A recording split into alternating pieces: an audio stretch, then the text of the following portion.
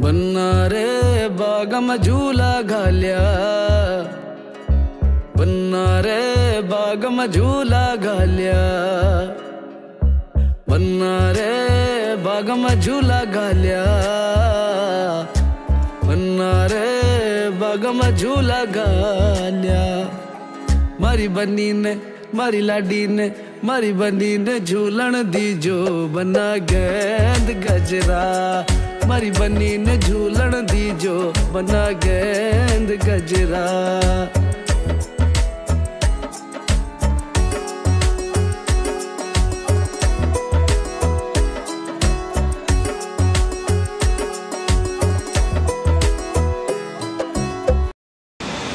আজকে আমরা যাবো বাংলাদেশ বিমান জাদুঘরে, আর সেখানে প্রত্যেকটা রাইডে উঠে দেখবো আমার সর্বমোট কত টাকা খরচ হয়।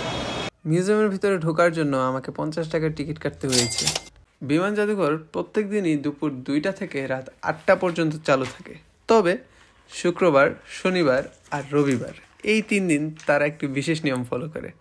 শুক্রবার আর শনিবার সেটি খোলা থাকে সকাল 10টা থেকে রাত 8টা পর্যন্ত, আর রবিবার মিউজিয়াম বন্ধই করে দেয়।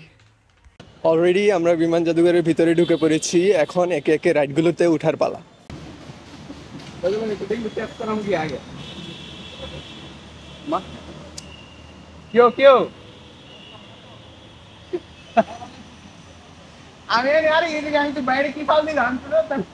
যেদিন আমরা মিউজিয়াম ভিজিট করেছিলাম ওই দিন বৃষ্টি হয়েছিল, এই জন্য মিউজিয়ামের ভেতরে তো পানি দেখা যাচ্ছে। বিমান জাদুঘরের লোকেশন হচ্ছে আগারগাঁও মেট্রো স্টেশনের একদম সাথে। আপনারা যদি আগারগাঁও মেট্রো স্টেশন নামেন তাহলে যে কাউকে জিজ্ঞেস করলে দেখিয়ে দিবে যে বিমান জাদুঘরটা কোন দিকে। গেট দিয়ে ঢুকে সামনে আগালে আপনারা বিভিন্ন দোকান লক্ষ্য করবেন, আর আরও কিছু দূর ভিতরে গেলে আপনারা খাবারের দোকানও দেখতে পাবেন। মিউজিয়ামের ভিতরে ঢোকার পর আমার ব্লগ বানানোর আগে আমার 2 ভাই ছবি তোলায় ব্যস্ত হয়ে গেছে।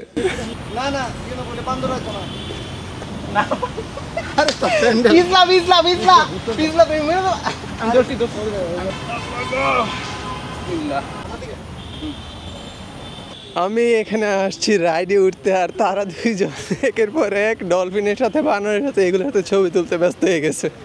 আর এখন ওরা ছবি উঠেছে ডোরেমনের সাথে। এই যে ডোরেমন। আমাদের সামনে একটা বড় বিমান দেখতে পাচ্ছি আমরা, তো প্রথম রাইড হিসাবে আমরা এই বিমানটাতেই চড়ব। এই বড় বিমানটার পাশে ওইখানে একটা টিকিট কাউন্টার দেখতে পাচ্ছি। এখন আমার মনে হচ্ছে যে এই টিকিট কাউন্টার থেকে টিকিট নিয়ে আমাকে তারপরে এই বিমানে উঠতে হবে। এখন ওই টিকিট কাউন্টারে গিয়ে জিজ্ঞেস করে দেখি।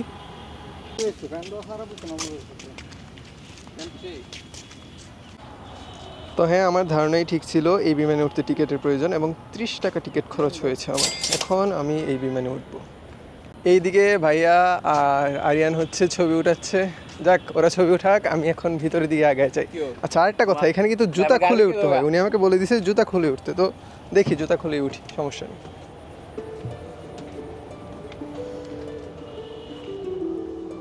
ও আচ্ছা, এই পাশে কিছু নাই তেমন, আর এখানে একটা লকারের মতো আছে। আর এটা হচ্ছে এই রাস্তা দিয়ে এখন আমি উঠলাম জুতাগুলো রেখে।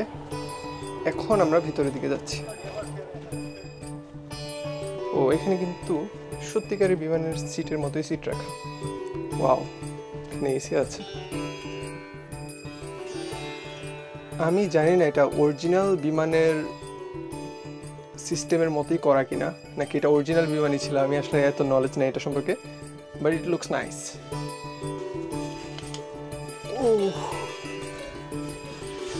আচ্ছা, বৃষ্টি হওয়ার কারণে নিচের জায়গাটা কিন্তু ভেজা, বাট আমার ভাগ্য ভালো যে উপরে সিটটা ভেজা না। বেশ ভালোই মজা লাগছে। আর এই জায়গাটা নড়ছে না, এটাই হচ্ছে পার্থক্য। আচ্ছা, মজার ব্যাপার হলো গাড়ির এক্সেলেটারের মতো এখানে একটা এক্সেলেটার টাইপ জিনিস আছে, ওইটাতে আবার প্রেস করলে এটা কাজ করে। তো আমি জানি না ওইটা দিয়ে আসলে গাড়ির মতো স্পিড বাড়ায় বা কমায় কিনা, আপনাদেরকে আমি দেখাচ্ছি।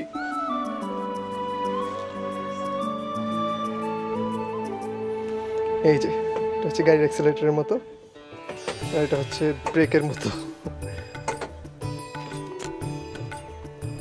এটা হচ্ছে আমার সামনে গ্লাস। আর ওরা 2 জন ওইদিকে সুন্দর করে ফটোগ্রাফি করতেছে ওই সিটগুলাতে বসে।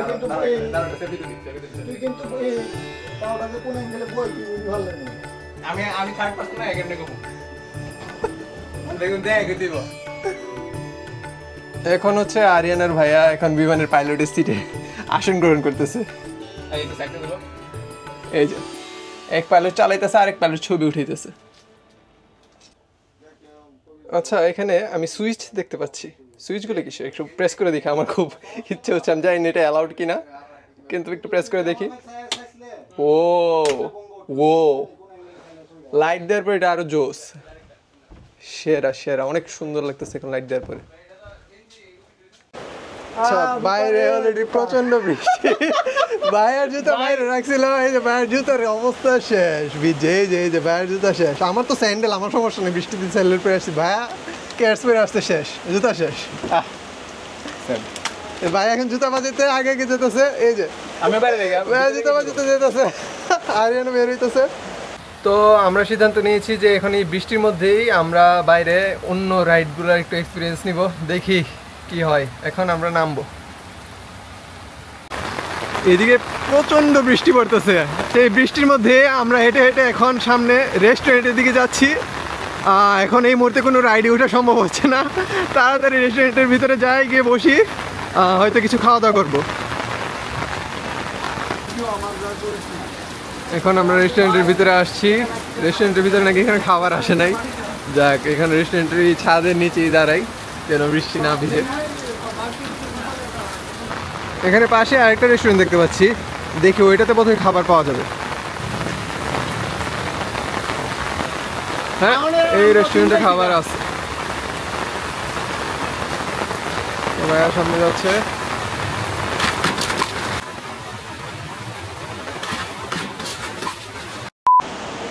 এখানে প্রাইস কিছুটা হাই, যেমন দই ফুচকা এখানে লেখা 150 টাকা। তো আগারগাঁও আমি কিছুদিন আগে একটা দই ফুচকা খেয়েছিলাম, ওইটার প্রাইস রাখছিল 110 বা 120 প্রবাবলি। তো বার্গারটা খেয়ে দেখি কেমন হয়। আমি কিছুদিন আগেও হচ্ছে এইরকম একটা টাইপের বার্গার খাইছি, ওইটার দাম অবভিয়াসলি 150 টাকা ছিল, ওইটার দাম আরও কিছু কম ছিল। এই বার্গারটা যদি সেম কোয়ালিটির হয়ে থাকে তাহলে বুঝবো যে এখানে প্রাইসটা কিছুটা বেশি। তো বার্গারটাকে দেখে ঠিকই মনে হচ্ছে, সো 150 টাকা মাইট ওয়ার্থ ইট। সো বার্গারটা বাইরে থেকে দেখে মনে হয়েছিল যে 150 টাকা মনে হয় কাজে লাগবে, কিন্তু খাওয়ার সময় দেখলাম যে মাংসের বাইরে যে ক্রিস্পি এরিয়াটা আছে না, ওইটা এত শক্ত ছিল।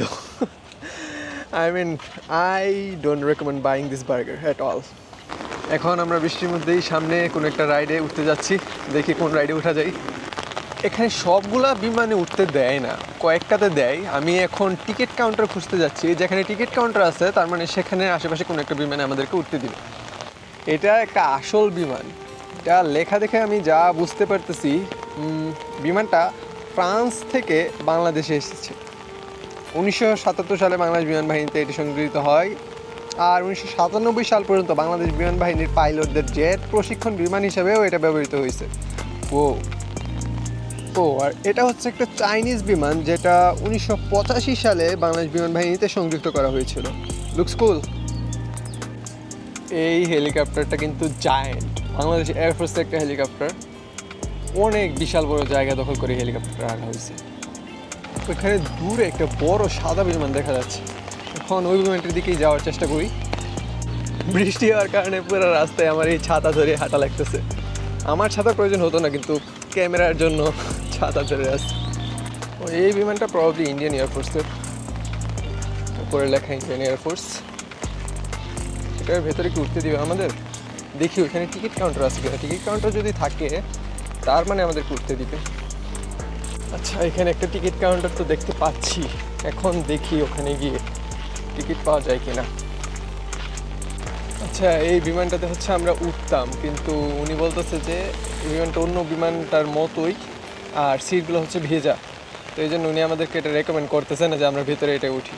এটা উঠলে আমাদের 30 টাকা করেই টিকিট লাগতো, সো এটাতে আমরা উঠবো না, কারণ এটা ভেতরে এখন ভেজা। আচ্ছা এখানে রকেটের মতো কিছু একটা আছে, রকেট কিনা আমি জানি না, বাট ইয়া ইজ দেয়ার। সামনে এক জায়গায় নাকি নৌকা আছে, তারপরে গাড়ি চালানোর জায়গা আছে। আমরা এখন ওই দিকে যাচ্ছি সবাই, দেখি ওইদিকে উঠতে পারি কিনা। যদিও বৃষ্টি পড়ছে তাও চেষ্টা করবো বোটটাতে ওঠার। আরিয়ানের ভাই এখন বৃষ্টির মধ্যে ছবি উঠানোতে ব্যস্ত। তো এই বিমানগুলোতে উঠার জন্য কোনো টিকিট কাউন্টার নেই, তার মানে হচ্ছে এই বিমানগুলোতে উঠা যাবে না। আচ্ছা, এখানে দেখা যাচ্ছে যে বোট কার রাইড সেগুলো হচ্ছে বাম দিকে, আবার ডান দিকে আছে শিশু পার্ক। আচ্ছা, আমার এখন ইচ্ছা হচ্ছে যে শিশু পার্কটাতে আগে ঘুরে আসি, কারণ শিশু পার্কটা এই যে কাছে দেখেই যাচ্ছে। তো আগে শিশু পার্কটাতে ঘুরে আসি, তারপর যাবেন বোট কার এগুলোতে। ভাই ভার্সিটির 4th ইয়ারের পরে এখন যাচ্ছি শিশু পার্কে, মানুষ দেখে হাসাহাসি না করলেই হয়। ও এইদিকের হেলিকপ্টারগুলো কিন্তু জোস। এই হেলিকপ্টারটা খুবই বড়, বাংলাদেশ বিমান বাহিনীর হেলিকপ্টার দেখা যাচ্ছে, খুবই বড় হেলিকপ্টারটা। জানি না ভিডিওতে বোঝা যাচ্ছে কিনা, কিন্তু অনেক বড় এরিয়া নিয়ে এই হেলিকপ্টারটা দাঁড়ায় আছে। এই যে হেলিকপ্টার উইংস এখান পর্যন্ত আসছে। পার্কে ঢোকার পথে এখানে লেখা আছে যে পার্কের প্রবেশ মূল্য 10 টাকা, কিন্তু সামনে কাউকে দেখতে পাচ্ছি না। বৃষ্টির জন্য কি নাই নাকি? তার মানে কি এই দাঁড়ালো যে এখন পার্কটা আমার জন্য ফ্রি? ভিতরে ঢুকে দেখা যাক। এই যে পার্কের ভিতরে আমরা ঢুকে গেলাম ফ্রিতে, কোনো এন্ট্রি ফি না দিয়ে। আমি জানি না একটু পরে ওরা কেউ এসে আমাকে ধরবে কিনা। বা এটার উপরে উঠা যাবে? সিঁড়ি দেওয়া আছে তো, সিঁড়ি যেহেতু দেওয়া আছে এটার উপরে উঠে এখনই দেখতেছি। যদিও আমি পার্কে ফ্রিতে ঢুকে গেছি, কিন্তু পার্কে ঢুকতে যেহেতু 10 টাকা লাগে, তো সেই 10 টাকা আমরা অ্যাড করব। তো এখন আমি এটার উপরে উঠতেছি, এটার উঠে দেখি এটার উপরে কী আছে। পিছলে পড়ে গেলে সব শেষ। আল্লাহ। ওকে, সো এই দিক দিয়েও নামার রাস্তা আসছে না, এদিক দিয়ে নামার রাস্তা বন্ধ করে রাখছে, সিঁড়ি আছে কিন্তু বন্ধ করে রাখছে। তো আমি আবার সুন্দর করে যে পথে আসছি এই পথেই নামবো। খুবই সাবধানতার সাথে নামা লাগতেছে, খুবই পিছলা, সিঁড়িও ছোটো, পড়ে না গেলেই হয়। এখন আমি পার্কের অন্য রাইডগুলোর দিকে আগে যাই, দেখি কোনোটাতে কোনো ফি লাগে কিনা এক্সট্রা। আচ্ছা, ওইখানে লেখা হচ্ছে যে 12 বছরের ঊর্ধ্বে যে কোনো রাইডে উঠা বসা নিষেধ। ও, তার মানে কি আমার জন্য সবগুলা রাইড নিষেধ এখানে? থাক, আমি যে একটু আগে বিমানে উঠছি এটা কেউ দেখে নেই, বাদ দিই। এটাও সুন্দর, এখানেও সেম জিনিসই লেখা যে 12 বছরের ঊর্ধ্বে যে কোনো রাইডে উঠা বসা নিষেধ। আচ্ছা, আমি যদি 10 টাকা এখানে এন্ট্রি ফি দিয়ে এখানে আসতাম ওঠার জন্য, কোনো কিছুতেই আমি উঠতে পারতাম না। এখন আমরা সামনের দিকে আগে যাচ্ছি, এখন হচ্ছে গাড়ির রাইডটা খুঁজবো, আর হচ্ছে বোট রাইড একটা লেখা আছে ওইটাও খুঁজবো। আচ্ছা, এই যে বিমানটা আছে এখানে ছবিতে দেখা যাচ্ছে যে এখানে উঠার জন্য 30 টাকা লাগবে নর্মাল মানুষদের, কিন্তু এখানে কাউকে আমি দেখতে পাচ্ছি না। 30 টাকা কার হাতে দিব? তাই এখানে উঠতেও পারতেছি না। আসলে আজকে বৃষ্টির দিন তো, এর জন্য সবাই নাই। তো ধরলাম যে আমরা এটার ভিতরেও উঠলাম, তো এটার ভিতরে উঠতে আমাদের খরচ হবে 30 টাকা। সো এই 30 টাকা আমরা অ্যাড করে দিই। আচ্ছা, এই বিমানটার মধ্যে হয়তো উঠা যায়, কারণ এটার ঠিক পাশেই একটা টিকিট কাউন্টার দেখতে পাচ্ছি, কিন্তু টিকিট কাউন্টারে তো কেউ নাই। সো বৃষ্টির জন্যই হয়তো নাই, এটা তো আমরা উঠতে পারলাম না। তবে ফেরত যাওয়ার সময় যদি দেখি যে কাউন্টারগুলোতে মানুষ নাই সেই কাউন্টারগুলোতে এখন মানুষ আসছে, তো সেই রাইডগুলোতে আমরা অবশ্যই উঠবো। তো ইনফরমেশনের জন্য একটা জিনিস বলে দিই, এখানে কিন্তু মসজিদ, ওয়াশরুম সবই আছে। তো কেউ যদি চিন্তা করেন যে এখানে আসলে হয়তো নামাজ পড়তে পারবেন না কিংবা ওয়াশরুমে একটা সমস্যা হবে, এমন কোনো সমস্যা নেই, সব কিছু আছে, সব কিছুই করতে পারবেন।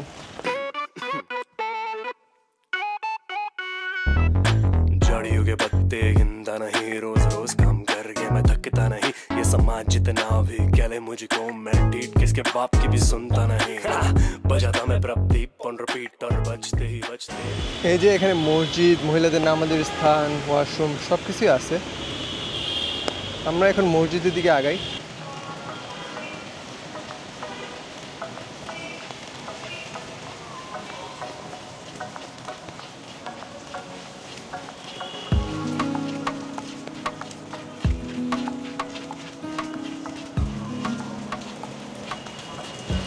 এদিকে খুব সম্ভবত রেস্টুরেন্ট, তো রেস্টুরেন্টের পাশেই এখানে আছে ওয়াশরুম, এখানে মসজিদ। সো হ্যাঁ, এখানে হচ্ছে পুরুষদের নামাজের স্থান সামনেটা, আর ওই পাশে সামনে সম্ভবত মহিলাদের নামাজের স্থান। সো আমি আর ওই পাশে আগাবো না, এটা হচ্ছে নামাজের স্থান। এই যে এটা হচ্ছে আরিয়ান ভিতরে আছে অলরেডি, আর এদিকে হচ্ছে ভাইয়া আছে। রেস্টুরেন্টটা কিন্তু দেখতে খুবই সুন্দর। তো এখন বৃষ্টি অনেকটা কমে গেছে, তো ছাতা প্রায় লাগে না, কিন্তু ক্যামেরাকে বাঁচানোর উদ্দেশ্যে ছাতাটা এখনো নিয়ে রাখছি।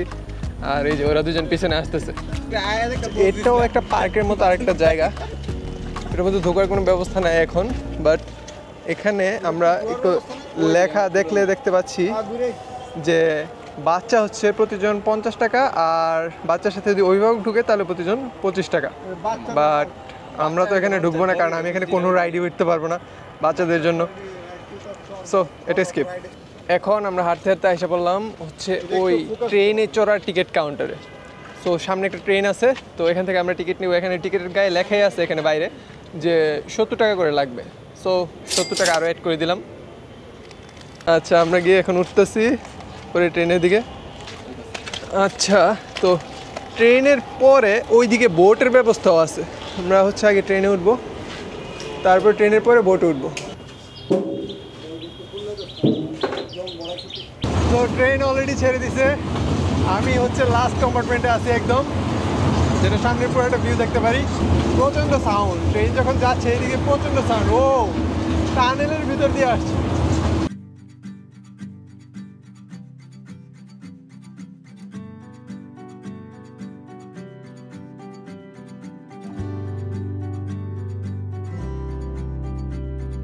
छोटी छोटी राहें मिलके कहीं दूर दूर मंजिल पर जाएगी, कभी छाँव छाँव कहीं धूप सताएगी।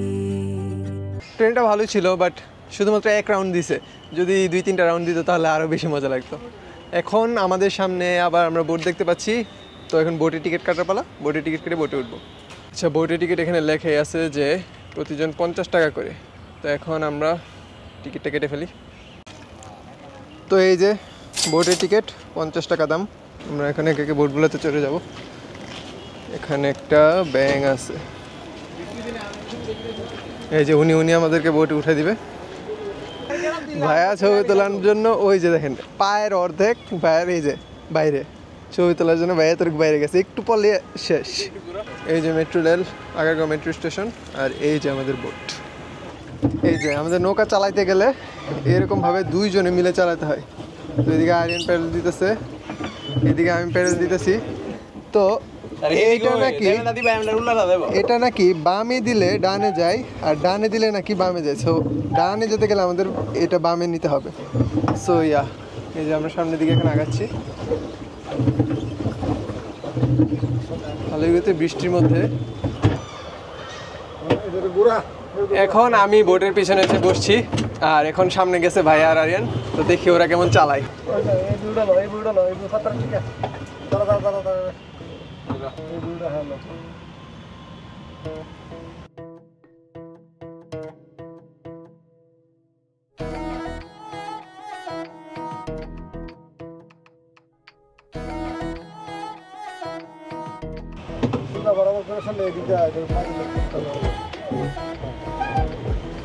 আমি দেখা সামনে এক টানে আমি দেবো। হ্যাঁ ভাই স্পিড তুলতে দিব না, সুদা সুদা সুদা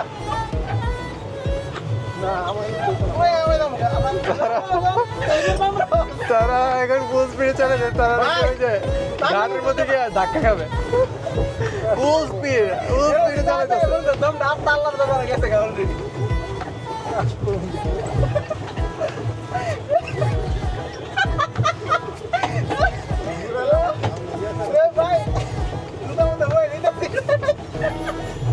ফুল স্পিড দিয়ে চালাইতেছে তারা।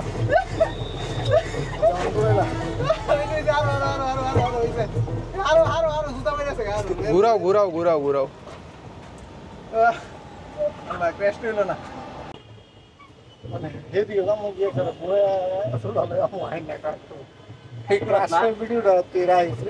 এই যে ওরা এমন ড্রাইভিং করতেছে অলরেডি, আমার নিয়ে ঘাসের উপরে উঠাই দিছে ছবি তোলার জন্য। ভাইয়া গিয়ে বোটের সামনে গিয়ে দাঁড়াইছে, নাকি বসছে হাফ বসে আছে ছবি তোলার জন্য, আর আরিয়ান ছবি উঠাইতেছে। ভাই পড়বা পড়বা পড়বা পড়বা। আমরা এখন বোট থেকে নেমে যাবো, তাই সামনের দিকে আগে যাচ্ছি। ওদের দুজনের প্ল্যান ছিল যে এখন তারা বোটটাকে খুব জোরে চালাবে, যেন বোটটা গিয়ে ঘাটের সাথে ধাক্কা লাগে।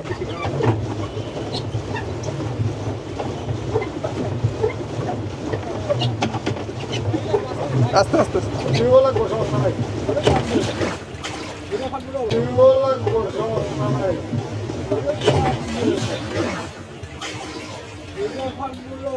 এক্সেপ্ট ফর দ্য ফ্যাক্ট যে আমরা কয়েকটা রাইড উঠতে পারতেছি না বৃষ্টির কারণে, ওভারঅল ওয়েদারটা কিন্তু জোস। এখন আমরা বিমান জাদুঘরের অন্য পাশে যাচ্ছি, দেখি ওই পাশে কী কী রাইড আছে। সামনে একটা বাঘের মুখ দেখতে পাচ্ছি, দেখি এই বাঘের মুখ দিয়ে যাবো, কোথায় যাওয়া যায় দেখি। ওকে, সো এইদিকে একটা গেমস কার্নিভাল আছে, জানি না এটার ভিতরে কি আছে, গিয়ে দেখি কি আছে।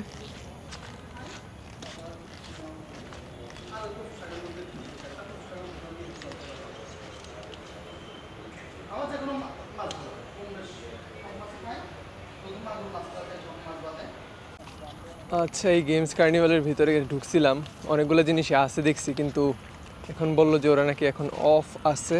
সো এখন ওনারা আমাদেরকে কোনো টিকিটই দিবে না। সো এটার ভিতরে ঢুকতে পারলাম না টিকিট না পাওয়ার কারণে, বললো যে এখন অফ আছে। তো এদিকে সামনে জাম্পিং ফ্রগ আছে, মানে দেখা যাচ্ছে টিকিট 40 টাকা করে, কিন্তু টিকিট কাটার লোক তো নেই, দেখি সামনে গিয়ে কাউকে পাই কিনা। সো বৃষ্টির কারণে এখানে পুরো জায়গাতে অনেক পানি জমছে, তো ওনাদেরকে জিজ্ঞেস করছিলাম এগুলোর টিকিট আছে কিনা, স্ট্রাইকিং কার, ব্রেক ডান্স, এরকম আর অনেকগুলো রাইড আছে। তো এগুলোর টিকিট চাইছিলাম আমি ওনাদের কাছে, কিন্তু ওনারা কোনোটারই টিকিট আমাদেরকে দেয় নাই, কারণ বৃষ্টির জন্য নাকি এগুলোতে এখন চড়া রিস্কি। ওইদিকে নাগরদোলা থেকে শুরু করে অনেক বড় বড় রাইডই আছে, অনেক জিনিসই আছে। তো আপনারা যদি কেউ কোনো দিন আসেন এখানে ঘুরতে, তো রেকমেন্ডেশন এটাই থাকবে যে বৃষ্টির দিনে আসবেন না, অনেকগুলো রাইড পাবেন না বৃষ্টির দিনে আসলে। সো যদিও আমাদেরকে রাইডগুলোতে উঠতে দিতেছে না, বাট অনেকগুলো রাইডের পাশে এগুলোর প্রাইস লেখা আছে টিকিটের। আমি সবগুলো টিকিটের দাম আপনাদেরকে বলে দিচ্ছি। এটার নাম হচ্ছে ব্লু ওয়ার্ল্ড উইন্ড, এটা হচ্ছে বাচ্চাদের জন্য। এটাতে উঠতে গেলে একজনের 40 টাকা খরচ হবে, 1 থেকে 5 বছর বয়সের বাচ্চাদের জন্য। সো আরও 40 টাকা আমরা অ্যাড করি। এদিকে আছে ক্রস এন্ট্রি বাম্পার কার, আর এটাতে উঠতেও 40 টাকা খরচ হবে। তারপর এটা হচ্ছে কয়েন অপারেটেড বেবি ফিগার। আচ্ছা, এটা হচ্ছে বাচ্চাদের, আর এটাতে উঠতে আপনাদের খরচ হবে একজনের 30 টাকা। আর এদিকে রয়েছে স্ট্রাইকিং কার, এটাতে হয়তো বড়রা উঠতে পারবে, হ্যাঁ এটাতে বড়রা উঠতে পারবে। আর এটাতে হচ্ছে জন প্রতি 80 টাকা। এটা হচ্ছে ব্রেক ডান্স নামের একটা রাইড, আর এটাতে উঠতে আপনাদের খরচ হবে 50 টাকা। এটা হচ্ছে একটা বেবি ট্রেন, এটার টিকিটের প্রাইস হচ্ছে 40 টাকা, এটা শুধুমাত্র বাচ্চাদের জন্যে। আর এটার নাম হচ্ছে জাম্পিং ফ্রগ, এটা বড়দের জন্যই, আর এটার টিকিটের প্রাইস হচ্ছে 40 টাকা। এখন আমরা সামনে ওই বড় বিমানটার ভেতরে ঢুকবো। ওই বিমানটার ভেতরে নাকি রেস্টুরেন্ট আছে, আর ওই বিমানটার ভিতরে ঢোকার জন্য অলরেডি আমার 100 টাকার টিকিট কিনতে হয়েছে। সো দেখি এটার ভিতরে গিয়ে কি আছে না আছে। আচ্ছা, এই বিমানটায় ঢুকতে আমাদের 100 টাকার টিকিট অলরেডি কেনা লাগছে, আবার বিমানটার ভিতরে ঢুকে খাবার কিনতে কিন্তু আলাদা টাকা খরচ করতে হবে। টিকিটের প্রাইস দিয়ে কিন্তু আমরা খাবার ফ্রিতে খেতে পারবো না, খাবারের টাকা আলাদা।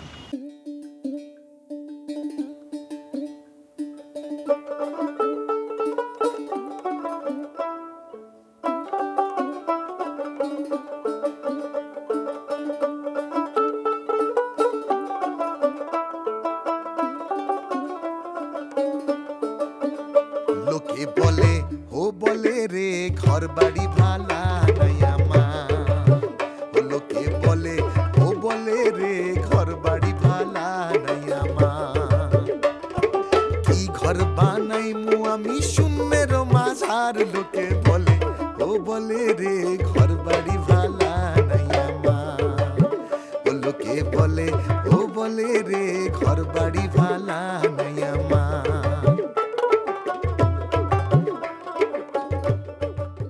হার্কুলিস ক্যাফেতে আমাদের ব্লগ করা শেষ, এখন আমরা আবার নিচে যাচ্ছি, দেখি এখন কোথায় যাওয়া যায়। সো গাইজ, আজকে আর অন্য কোনো রাইডে ওঠা সম্ভব হয় নাই বৃষ্টির জন্য আর পানির কারণে, ওরা আর কোনো রাইডে আমাদেরকে উঠতে দেয় নাই। বাট আমি এখন পর্যন্ত যতগুলো রাইডে উঠেছি এবং কয়েকটা না উঠেও আমি প্রাইস দেখাইছি, তো সবগুলো প্রাইস আপনারা এখানে এখন টোটালটা দেখতে পারবেন। এত আমি হচ্ছে এখন ওইটার মধ্যে উঠার চেষ্টা করবো, ওইটা যদি আমি মাঝখান দিয়ে ছিঁড়া দেখতেছি, আশা করি আমি পড়বো না, দেখা যাক পড়ি কিনা। বিসমিল্লাহ। এখানে তো এতটুকু পরিমাণ পানি আছে, আমি পানি পার হয়ে পাথর পর্যন্ত জাম দিতে পারলেই হয়েছে।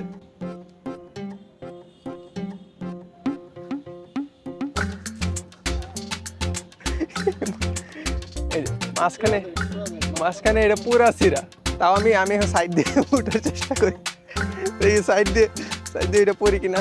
বিসমিল্লাহ, আল্লাহ বাঁচেন। পড়লে মান সম্মান তো পরের কথা, পড়লে আমার কাপড় চুপড় শেষ। আল্লাহ, এখানে অনেক পিঁপড়া আছে, পিঁপড়া টিপড়া সারা তাড়াতাড়ি ভাগি। না পানি টানি পাই রাইলাম। আবার দেখা হবে পরের কোনো ভিডিওতে।